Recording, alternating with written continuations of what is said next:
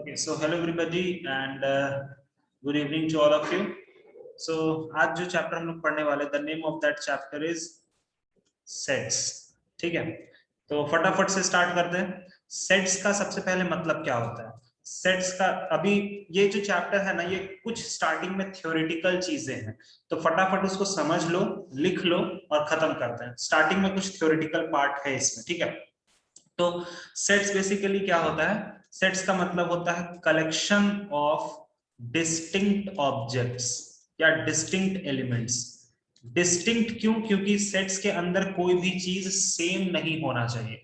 जैसे वॉवेल का अगर सेट बनाते हो तो वॉवेल का सेट क्या होता है? इस तरह का ए ई आई ओ और यू, ठीक है. या मेरे नाम में जितने भी वर्ड्स हैं उनका अगर तुम एक सेट बनाओगे तो तुम कैसे लिखोगे? SHIVAM. मतलब सेट्स के अंदर डिस्टिंक्ट एलिमेंट्स होने चाहिए, रिपीट नहीं होना चाहिए, पहला बात तो, ठीक है. उसके बाद होता है नोटेशन ऑफ सेट. किस तरह से सेट्स को डिनोट किया जाता है? Notation of set. तो नोटेशन ऑफ, ये मैंने गलत लिख दिया, नोटेशन ऑफ सेट. तो नोटेशन ऑफ सेट का क्या मतलब होता है कि हर एक सेट को एक अल्फाबेट से डिनोट किया जाता है, ठीक है. It may be A, it may be B, it may be C. इस तरह से सेट का नाम दिया जाता है. जैसे सेट ऑफ वॉवेल्स, अगर किसी को मन है तो सेट ऑफ वॉवेल्स का नाम इस तरह से दे सकता है, ए वाला set which is equals to A E I O U, ठीक है. अगर किसी को मन है तो सी सेट कोई नाम दे देगा, इसमें मान लो हो गया 1 2 3 4 और 5. तो नोमेनक्लेचर बहुत आसान होता है, बस उसको क्या करते हैं हम लोग, कोई भी कैपिटल लेटर्स में नाम दे सकते हैं, कोई दिक्कत नहीं होता. बट लेकिन सेट के अंदर की जो एलिमेंट होती है वो कर्ली ब्रैकेट में लिखना चाहिए, ठीक है. ये सेट्स का मतलब collection of distinct elements. Notation कैसे करते हैं? कैपिटल लेटर्स का इस्तेमाल करके उस पूरे सेट का नाम दे सकते हैं. Third thing is cardinal number, ठीक है. कार्डिनल नंबर का मतलब क्या होता है? किसी को पता है क्या? What is the meaning of cardinal number? The number of elements in a set. Okay, number of elements. जो हमारे सेट में जितने भी एलिमेंट्स होंगे उनको, जो जितने भी नंबर होंगे उसको बोलेंगे कार्डिनल नंबर. जैसे और इसको रिप्रेजेंट करते हैं ऐसे, नंबर ऑफ एलिमेंट्स इन ए, ठीक है. इस तरह से रिप्रेजेंट किया जाता है नंबर ऑफ एलिमेंट्स इन ए. जैसे अगर मैं इसका बात करूं तो इस वाले सेट का कार्डिनल नंबर कितना है? 5. तो number of elements in set A, it can be denoted equals to 5. It's very easy. The next thing is representation of set. अगला जो चीज होता है रिप्रेजेंटेशन की. हाँ बोलो. सर कह रहा हूँ कि सर कि अगर किसी सेट में infinite infinite number of elements है तो सर कार्डिनल नंबर कैसे लिखेंगे? नहीं नहीं, फिर कार्डिनल नंबर नहीं लिखाता. कार्डिनल नंबर हमेशा फाइनाइट सेट का लिखाता है, ठीक है. समझ में आया?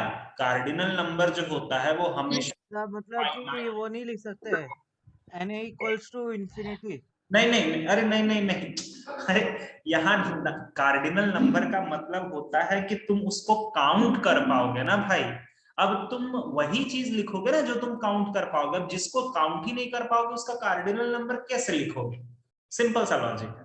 तो वो गलत बात होगा बोलना कि हाँ उसको इंफिनिटी लिख देंगे. नहीं, ऐसा कुछ भी नहीं होता. कार्डिनल नंबर एक काउंटेबल नंबर होता है, ठीक है. तो उसका कुछ भी कार्डिनल नंबर नहीं होगा अगर कोई इनफाइनाइट सेट होगा. कार्डिनल नंबर हमेशा कहां से आता है? तो फाइनाइट सेट से आता है. अगला है रिप्रेजेंटेशन ऑफ सेट्स. तो रिप्रेजेंटेशन ऑफ सेट्स बेसिकली दो तरीके से होता है. एक हमारा होता है रोस्टर मेथड. इसको थोड़ा सा समझ लेना, रोस्टर मेथड. और दूसरा होता है set builder method. Set builder method, ठीक है. रोस्टर मेथड में क्या होता है कि कोई भी सेट को हम लोग क्या करते हैं, ऑल द एलिमेंट्स, ऐसे लिख लो पहले, all the elements is separated by comma. सारे एलिमेंट्स जो होंगे वो कॉमा से सेपरेट किए जाएंगे एंड इन कर्ली ब्रैकेट. और वो सारे एलिमेंट्स किसमें लिखे रहेंगे? कर्ली ब्रैकेट के अंदर, ठीक है. लेट सपोज कि वॉवेल का हमारा जो सेट है, तो लेट सपोज उसको हम ऐसे लिख सकते हैं, capital A is equals to A E I O U, ठीक है। इस तरह का जो भी रिप्रेजेंटेशन होता है इसको बोलते हैं रोस्टर मेथड, ठीक है। इसको बोला जाता है रोस्टर मेथड, मतलब तुम्हें सारे एलिमेंट्स को वहां कॉमा से सेपरेट करके लिखना पड़ेगा। और फिर से वही बात कि डिस्टिंक्ट एलिमेंट्स होने चाहिए, कोई भी अंदर में रिपीट नहीं करना चाहिए, ठीक है। ओके, सेट बिल्डर मेथड का मतलब होता है कि तुम यहां पर सेट को बनाओगे या वो वाला सेट किस तरह से बन के आया है वो लिखोगे। मतलब यहां पर तुम क्या करते हो कि प्रॉपर्टी या फिर कोई रूल को डिस्क्राइब करते हो, प्रॉपर्टी और रूल को डिस्क्राइब किया जाता है। जैसे देखो, अगर मुझे इसी वाले सेट को सेट बिल्डर के फॉर्म में लिखना है तो मैं कैसे लिखूंगा, मैं लिखूंगा a is equals to x where, इस तरह का एक स्ट्रेट लाइन दे दूंगा, x where x belongs to vowels, बस ऐसे कर देंगे, हो गया, ठीक है। अब कोई कहीं कहीं पर तुम ये वर्टिकल लाइन भी दे सकते हो, नहीं तो कहीं कहीं पर तुम हाँ ऐसे भी लिख सकते हो, कोई भी बात चलता है, कोई इसमें लड़ाई झगड़ा करने जैसी बात नहीं है, तुम कुछ भी लिख सकते हो, ठीक है। अगर मान लो मैंने तुम्हें दो चीजें पूछी, सबसे पहले मैं बोलता हूँ रोस्टर फॉर्म में भी लिख के दिखाओ और सेट बिल्डर में भी लिख के दिखाओ। मैंने बोला कि एक ऐसा सेट लिखो, set of even numbers less then 10, 10 से छोटा इवन नंबर को लिखो। तो लेट सपोज करो उस सेट का नाम ई दे देंगे, और 10 से छोटा इवन नंबर क्या होगा, natural number, natural number, natural number क्या होगा, 2 4 2468 बस 10 मत लेना, क्योंकि हम 10 नहीं ले सकते, क्योंकि मैंने 10 से छोटा बोला है, ठीक है। मैंने 10 के बराबर भी नहीं बोला, मैंने 10 से छोटा बोला। अब इसी को अगर सेट बिल्डर फॉर्म में लिखना है तो मैं कैसे लिखूंगा, e is equal to x where x is belongs to 2468 even, वैसे नहीं, इसको रूल में लिख दो ना ऐसे करके, हाँ इवन ऐसे कर लो, x is even number comma x less than, less than 10 ठीक है। एंड और अगर तुम्हें अच्छे से लिखना है तो x belongs to natural number, ये सारा प्रॉपर्टी हो गया उसका, क्योंकि अगर नेचुरल नंबर तुम नहीं लिखोगे तो वो जीरो को भी इंक्लूड कर लेगा, ठीक है। तो दैट इज द थिंग, बस उस तरह से उसकी प्रॉपर्टी को लिख दो या उसके रूल्स को लिख दो, हो जाएगा। आया बात समझ में, आ गया क्या, बोलो। हाँ सर। यस सर तो रोस्टर, ये तुम्हारे एग्जाम्स में आएगा ही कि एक सेट को रोस्टर मेथड में लिखो और सेट बिल्डर मेथड में लिखो, तो तुम आराम से लिख सकते हो, कोई दिक्कत की बात नहीं है। जो भी तुमको मन करेगा ना वहां पर रूल लिखने का, बस सटीक रूल लिख देना, कोई दिक्कत वाला बात नहीं होता उसमें, ठीक है। चलो अगला देखो, आगे अब हमें यहाँ पर पढ़ना होता है टाइप्स ऑफ सेट, ठीक है। द नेक्स्ट थिंग जो हमें यहाँ पढ़ना होता है वो होता है टाइप्स ऑफ सेट्स, ध्यान देते रहना। सबसे पहला है फाइनाइट सेट। फाइनाइट सेट जैसा कि नाम से ही समझ में आता है, फाइनाइट सेट का मतलब हो नंबर ऑफ एलिमेंट्स जो होंगे वो क्या होंगे, काउंटेबल होंगे, मतलब तुम उसको काउंट कर पाओगे। नंबर ऑफ एलिमेंट्स जो होंगे वो काउंटेबल होंगे, जैसे अभी इस क्लास में जितने बच्चे हैं, कितने बच्चे हैं उसको तुम काउंट कर सकते हो, ठीक है। या फिर तुम्हारे स्कूल में कितने बच्चे हैं वो तुम काउंट कर सकते हो। अब यहीं पर एक बात उठता है कि sir population in whole world, क्या ये काउंट किया जा सकता है? तो देखो मेरा पर्सनल थिंकिंग ये है कि पॉपुलेशन इन होल वर्ल्ड को कभी भी वो मतलब फिक्स नहीं रहता है, ठीक है। तो इस बात का थोड़ा ध्यान रखना, इसीलिए उसको मैं फाइनाइट सेट में नहीं रखता हूं, बिकॉज अब ऐसा भी नहीं है कि वो इनफाइनाइट सेट है, ऐसा भी नहीं, काउंट करते हैं हम लोग उसको, बट वो फिक्स नंबर नहीं होता है, ठीक है। कुछ भी हो सकता है, मान लो जितना देर में तुम बोल रहे हो वर्ल्ड का पॉपुलेशन, उतने देर में कोई टपक गया या कोई पैदा ले लिया, तो कुछ भी हो सकता है, ठीक है। तो दैट इज द थिंग कि वो उसको फाइनाइट में भी नहीं बोल सकते और इनफाइनाइट में भी नहीं बोल सकते, क्योंकि फाइनाइट सेट का मतलब होता है कुछ फिक्स नंबर, बट वो फिक्स नंबर भी तो नहीं है ना, इसीलिए। बट छोटे लेवल पे अगर पॉपुलेशंस का बात करोगे तो छोटे लेवल पे पॉपुलेशन को तुम काउंट कर सकते हो, ठीक है, कोई दिक्कत का बात नहीं है। सेकंड होता है इनफाइनाइट सेट। अब इनफाइनाइट सेट का मतलब क्या होता है, इसका सिंपल मीनिंग है नंबर ऑफ एलिमेंट्स जिसके अनकाउंटेबल होंगे। नंबर ऑफ एलिमेंट्स जिसके अनकाउंटेबल होंगे, जैसे number of stars in the sky, sky में कितने स्टार्स हो सकते हैं। अगर मैथमेटिकल टर्म में मैं बात करूं तो ये देखो, A is a set where X, ऐसे कर लो, एक्स इज बिटवीन 1 से 2। अब बोल, बहुत सारे नंबर्स हो सकते हैं ना, या अगर तुमको और एक चीज देखना तो एक्स इज रियल नंबर। चलो अब समझ में आया कितने सारे नंबर्स होंगे इसके बीच में, 1 और 2 के बीच में तो बहुत सारे नंबर्स हो सकते हैं ना। तो दैट इज द थिंग कि इसको हम क्या बोल सकते हैं, this is considered as infinite set. आया बात समझ में, आया बात समझ में, बोलो। Yes sir. हाँ सर। ठीक है, अच्छा फाइनाइट सेट का तो तुम चाहो तो खुद से कितना भी एग्जांपल बना सकते हो। अभी जो मैंने पिछले पेज पे एग्जांपल लिया था वो भी एक फाइनाइट सेट ही था, मतलब इवन नंबर्स लेस देन 10 वो भी एक फाइनाइट सेट था, इवन नंबर्स लेस देन 100 वो भी एक फाइनाइट सेट होगा। तो वो सारी क्या है, एक फाइनाइट सेट है। ठीक है, तीसरे में देखो आता है सिंगलटन सेट। ठीक है, अब जैसा कि नाम से ही लग रहा है ओनली वन एलिमेंट, सिर्फ इसमें एक ही एलिमेंट होंगे। और इसका सबसे अच्छा एग्जांपल मेरे को ये लगता है, A where A is a set in which X is an element where X is odd, where X is even prime। कौन होगा बोलो तो, where X is even prime, 2 होगा। ऐसा कौन सा एलिमेंट है। तो सिर्फ इससे तुमको पता चलेगा X में कौन आएगा, सिर्फ 2 आएगा। तो ये क्या है, एक सिंगलटन सेट है। ठीक है, this is a singleton set. और देखो, और तुम किस तरह से लिख सकते हो, x where x belongs to natural number, x belongs to natural number and 1 is less than 3। बताओ इसमें भी एक ही एलिमेंट आएगा ना, इसमें भी एक ही एलिमेंट आएगा। ठीक है, मैंने बोला है x को नेचुरल नंबर होना चाहिए और 1 से 3 के बीच में होना चाहिए। तो सिर्फ एक ही नंबर पॉसिबल है सर, और वो क्या है, 2 पॉसिबल है। लेकिन अगर मैंने यहीं पर x belongs to real number जैसे ही कर दिया, ये तुरंत किस में कन्वर्ट हो जाएगा, इनफाइनाइट सेट। Infinite set. ठीक है, तो वो सिचुएशन पर भी डिपेंड करता है कि वो कैसे हम काम करेंगे उसमें। फोर्थ नंबर देखो, अगला जो होता है दैट इज नल सेट। ठीक है, तो नल सेट का जैसे नाम से ही लग रहा है, मतलब नो एलिमेंट्स, मतलब एम्प्टी सेट है ये, एम्प्टी सेट, खाली पड़ा हुआ, इसमें कुछ भी वैसा होता ही नहीं है। जैसे मान लो मैंने एक सेट, इसको है ना एक और नाम से भी जाना जाता है वॉइड सेट, या फिर इसको एक और नाम से भी जाना जाता है एम्प्टी सेट। ठीक है, ये 3 इसी के नाम है। अब जैसे इसका एग्जांपल, ए एक सेट है जिसमें x एक एलिमेंट है where x square plus 2 is equal to 0 and x belongs to real number. क्या ये कभी भी रियल नंबर में पॉसिबल है? नहीं रियल सर। नंबर में, कॉम्प्लेक्स नंबर में इसका आंसर आ जाएगा, बट रियल नंबर में तो ये कभी भी पॉसिबल नहीं है ना।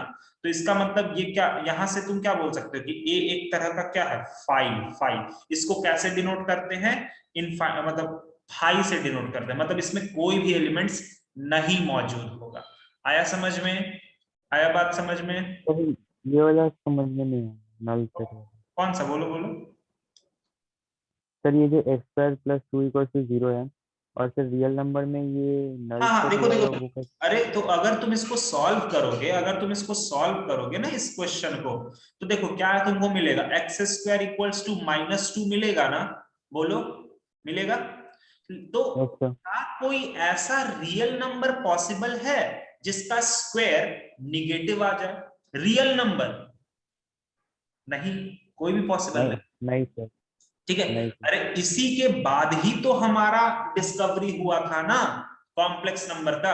यहां तक तो हमने रियल नंबर ही पढ़ा था, बट रियल नंबर में इसका कोई भी सॉल्यूशन पॉसिबल नहीं है। मतलब इस वाले सेट में x का तो कोई आंसर नहीं आ पाएगा सर, कोई आंसर नहीं आ पाएगा। और अगर कोई आंसर नहीं आ पाएगा तो 5 हो जाएगा। नल सेट होगा। समझ में आया क्या, यस बोलो। सर। Yes sir. अच्छा, फोर्थ हो गया। हाँ, फिफ्थ देखो, इक्विवेलेंट सेट। इक्विवेलेंट सेट का मतलब क्या होता है?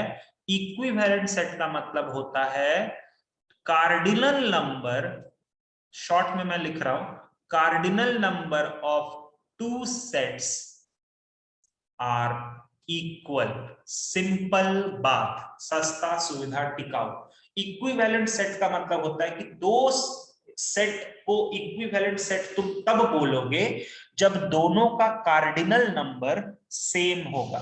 ठीक है, कार्डिनल नंबर सेम होगा। जैसे मान लो मैंने एक सेट लिखा, अभी थोड़ा देर पहले मैंने लिखा था ना, एक सेट लिखा ऑड नंबर्स, इवन नंबर्स का 10 से छोटा एक, लेकिन फिर वही हो जाएगा ना, एक काम करो ना, 2 4 6 8 10 ऐसे कर लो। चलो, even numbers less than equal to 10 कर लो। ठीक है, even number less than equal to 10। और बी एक सेट है वॉवेल्स का, ए ई आई ओ यू।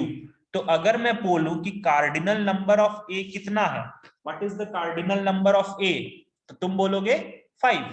+5 और कार्डिनल नंबर ऑफ बी कितना है, तो तुम बोलोगे 5। 5. these two sets are equivalent set। इन दो सेट्स को क्या बोलते हैं? इक्विवेलेंट सेट बोलेंगे। इक्विवेलेंट सेट का सीधा मतलब होता है कार्डिनल नंबर सेम होना चाहिए, कार्डिनल नंबर सेम होना चाहिए, और कुछ भी नहीं, और कोई ज्यादा दिमाग नहीं लगाओगे। इक्विवेलेंट सेट का सीधा मतलब है कार्डिनल नंबर सेम होना चाहिए, बस। अगला इक्वल सेट, अगला होता है इक्वल सेट। तो इक्वल सेट का क्या मतलब है? इक्वल सेट का मतलब है, इसको बहुत लंबा लिखना पड़ता है थोड़ा, every member of first set is also the member of second set and vice versa. ठीक है, तभी वो इक्वल सेट कहलाएगा। जैसे सर देखो, अगर मैंने एक सेट बोला है, क्या मैं बोलूं, जैसे कोई भी एक सेट, हाँ, एक मैंने सेट बोला 2 4 6 8, फर्स्ट 4 इवन नंबर्स। ए एक सेट है, इसका मतलब मैं बोलना चाह रहा हूं फर्स्ट 4 इवन नंबर्स। ठीक है, ये एक सेट है। फिर मैंने एक बी सेट बोला, मैंने बोला फर्स्ट 4 मल्टीपल ऑफ 2। मैंने क्या बोला कि फर्स्ट 4 मल्टीपल ऑफ 2, तो क्या हो जाएगा 2 4 6 8। 2 4 6 8. ठीक है, तो अभी देखो ए वाला जितना भी एलिमेंट्स है वो सारे के सारे एलिमेंट्स बी में मौजूद है, और ए का बी, कंपोनेंट और बी का सेम है. हाँ, दोनों के एलिमेंट्स एकदम सेम टू सेम है। तो यहां से ये क्या कहला जाएगा कि ए वाला जो सेट है ना, वो बी वाले सेट के इक्वल होगा। ए वाला जो सेट होगा वो बी वाले सेट के इक्वल होगा। आया बात समझ में? आया बात समझ में? Yes. अच्छा, हाँ, एक sir. Yes, और बताओ, एक बात यहीं पर बताओ कि क्या ये बोलना सही होगा कि all equal sets are equivalent sets? Yes, sir. Yes, sir. Equivalent set का बेसिकली लिंक किससे है? कार्डिनल नंबर से। और इक्वल सेट में दोनों चीजें सेटिस्फाइड रहती हैं, एलिमेंट्स तो सेम होंगे ही होंगे, उन दोनों के कार्डिनल नंबर भी सेम होंगे। इक्वल सेट के अंदर कहीं ना कहीं इक्विवेलेंट सेट की प्रॉपर्टी बाय डिफॉल्ट मौजूद रहती है। मतलब ऑल इक्वल सेट्स, हम ये जरूर बोल सकते हैं कि all equal sets are equivalent sets, but reverse is not true. सही है ना? But reverse is not true. हाँ, sir. समझ में आया? Yes, sir. Yes, हाँ। sir. ओके, अगला चीज होता है 7th नंबर में यूनिवर्सल सेट। अब देखो यार, ये जो यूनिवर्सल सेट होता है ना, इसको डिफाइन मतलब इसको डिफाइन करने का अलग अलग टाइम पे अलग अलग चीज होता है। यूनिवर्सल सेट का सीधा सा मतलब होता है कि it basically includes all the set taken into consideration। जैसे मैं तुम्हें एक सिंपल एग्जांपल देकर बताता हूं। मान लो तुम अपने स्कूल में, मैंने एक सेट तैयार किया, तुम लोग सारे स्टूडेंट्स, तुम्हारे स्कूल के जितने भी स्टूडेंट्स हैं, तो तुम्हारा स्कूल जो होगा वो यूनिवर्सल सेट बन सकता है, ठीक है। या फिर कोलकाता जो होगा वो यूनिवर्सल सेट बन सकता है, या फिर वेस्ट बंगाल जो होगा वो यूनिवर्सल सेट बन सकता है।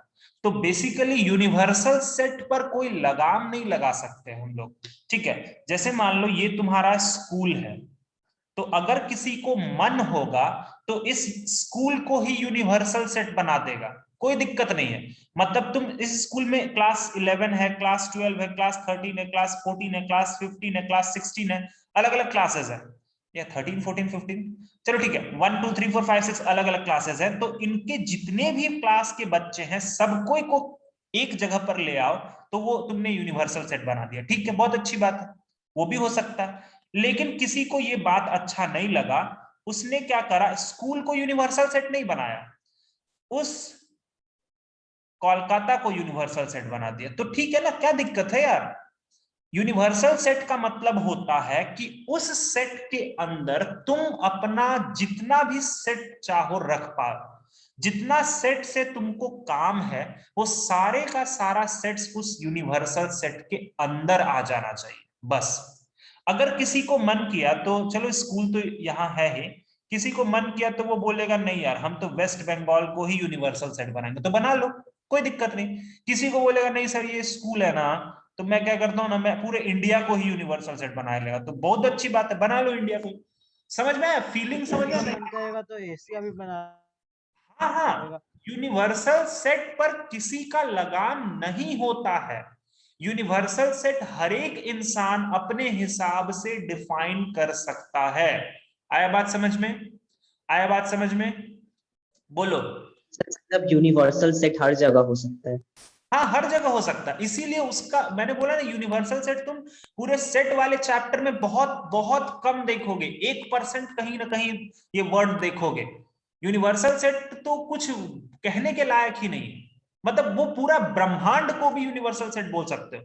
अगर मैं यहाँ बैठ करके तुम्हारा क्लास ले रहा हूं, तो मेरे लिए ना मेरा घर का 4 दीवारी ये यूनिवर्सल सेट बन सकता है। मैं जिस डिस्ट्रिक्ट में हूं वो यूनिवर्सल सेट बन सकता है, जिस टाउन में हूं वो यूनिवर्सल सेट बन सकता है, जिस स्टेट में हूं वो यूनिवर्सल सेट बन सकता है, जिस कंट्री में हूं वो यूनिवर्सल सेट बन सकता है, जिस कॉन्टिनेंट में हूं वो यूनिवर्सल सेट बन सकता है, जिस प्लैनेट पे हूं वो यूनिवर्सल सेट बन सकता है, और आगे तुम कितना भी बढ़ा सकते हो इस चीज को। आया बात समझ में? आया बात समझ में? Yes sir. Yes sir. हम लोग कौन से प्लैनेट पे रहते हैं? अर्थ। अर्थ पे रहते हैं, अच्छा।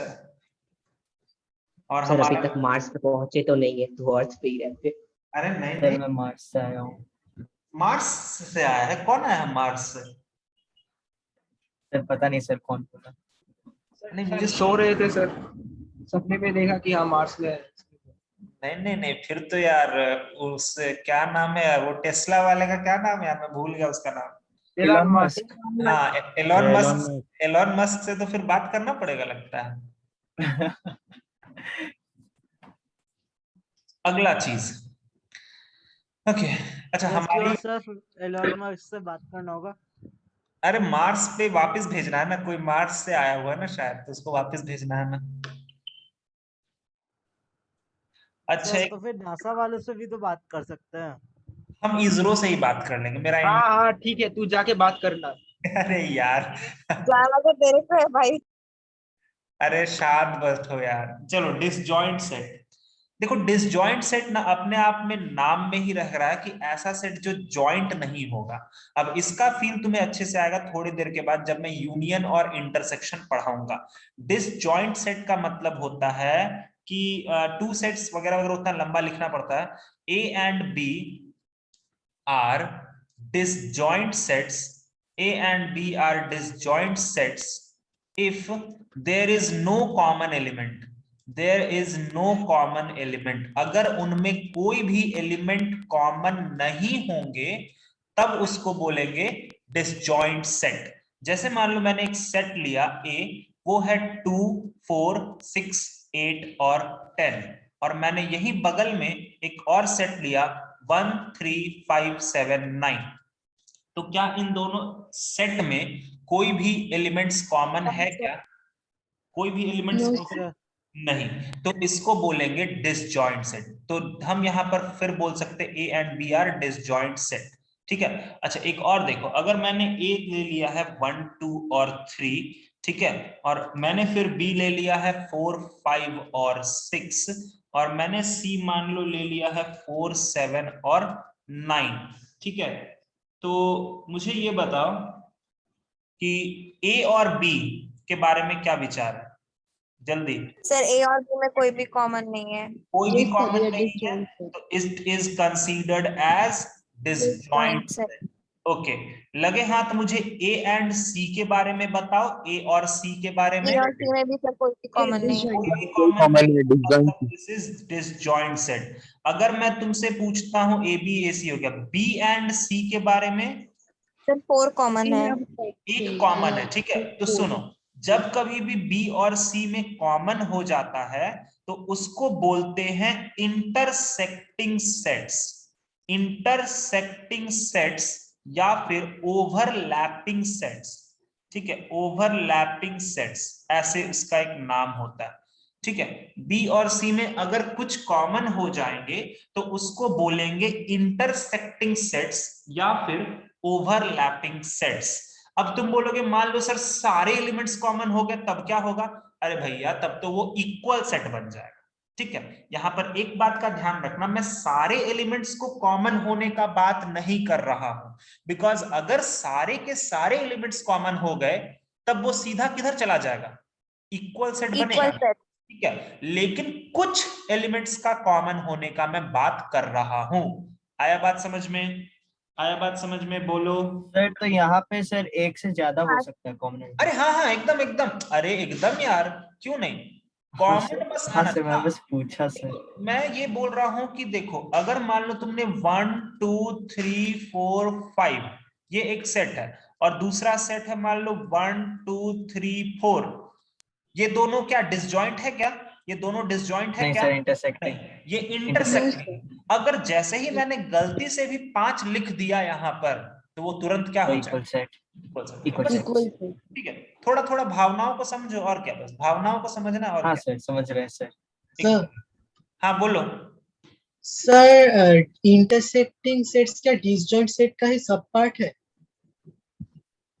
नहीं नहीं नहीं, डिसजॉइंट सेट्स नहीं नहीं, ऐसा नहीं है, सब कि पार्ट। दोनों पूरा अलग है, पूरा हाँ अलग दोनों अलग अलग है भाई, दोनों का बिहेवियर, दोनों का नेचर एकदम अलग है। डिसजॉइंट सेट तो एकदम दूर दूर रहने वाला है यार, एकदम ये इससे बात ही नहीं करेगा। ये इधर ऐसे मुंह देखेगा, इधर ऐसे करके, और ये इधर ऐसे ऐसे करके, तो बात ही नहीं करेगा ये दोनों एक दूसरे से, डिसजॉइंट सेट। लेकिन जो इंटरसेक्टिंग सेट है वो थोड़ा थोड़ा बात करेगा, ठीक है, थोड़ा थोड़ा बात कर सकता है डिसजॉइंट सेट। समझ में आया? सर हाँ बोलो। सर डिसजॉइंट सेट और ये इंटरसेक्टिंग सेट में कार्डिनल नंबर सिर्फ होना चाहिए कि डिफरेंट नहीं होने नहीं से भी अरे चलेगा? नहीं नहीं नहीं नहीं मेरे भाई, ऐसा कुछ नहीं है, ऐसा कुछ भी नहीं है। देखो मैंने यहाँ तो एग्जांपल दिया ना एक यार, ये तो देखो, ऐसा कुछ भी नहीं है। कार्डिनल नंबर से कुछ लेना देना नहीं है। कार्डिनल नंबर से सिर्फ एक जगह लेना देना है, वो है इक्विवेलेंट सेट, बस। बाकी डिसजॉइंट सेट को उससे कोई मतलब नहीं है भाई, कोई मतलब नहीं। तुम लाखों एलिमेंट्स रख दो, मान लो एक सेट है जिसमें लाख एलिमेंट्स है, 1 लाख एलिमेंट्स है, ठीक है, और एक बी सेट है जिसमें एक ऐसा एलिमेंट है जो ऊपर वाले से मैच कर गया, तो ये क्या हो जाएगा? Intersecting sets. आया बात समझ में? फील आ गया? Yes sir. तो वैसा Yes, कोई sir. नहीं बाबा, कोई वैसा नहीं, एकदम नहीं, एकदम गलत बात नहीं सोचने का, एकदम गलत बात नहीं सोचने का। अच्छा अगला होता है हमारे पास, अगला क्या होता है? 8 9 होता है 9। अगला होता है कॉम्प्लीमेंट्री सेट्स। ठीक है, अब कभी होटल गए होगे तो वहां पर कॉम्प्लीमेंट्री ब्रेकफास्ट खाए हो? अरे कभी ट्रैवल किए सर हो? हाँ हाँ सर, सर। हाँ हाँ तो सर, उसके बिना हर कुछ जगह। तो सर कॉम्प्लीमेंट्री लंच भी दे देता है। हाँ, और उसके बाद तो एकदम गजब का खाते हैं हम लोग यार, कॉम्प्लीमेंट्री सुन के ही गजब का खा लेते हैं ना। हाँ सर। Yes sir. मैं तो गजब खा लेता हूँ सोचता ही नहीं हूँ। चलो, कॉम्प्लीमेंट्री सेट का सीधा मतलब है, अगर ए तुम्हारा कोई एक सेट है तो कॉम्प्लीमेंट्री सेट का एकदम क्लियर कट मतलब होता है नॉट ए। अब सर देखो, कॉम्प्लीमेंट्री सेट का एक और मतलब अगर मैं शुद्ध हिंदी में समझाऊं ना तो उसका उल्टा। जैसे शिवम सर आज क्लास लेंगे, तो कॉम्प्लीमेंट्री क्या हो सकता है कि शिवम सर आज क्लास नहीं लेंगे, सिंपल सी बात है। तो सर यहां पर आखिर कॉम्प्लीमेंट्री निकालेंगे कैसे? एक एग्जांपल देता हूं मैं। मान लो मैंने ए बोला है 1 2 3 4 और 5, तो सर इसका कॉम्प्लीमेंट्री लिखते कैसे हैं वो सब सुन लो।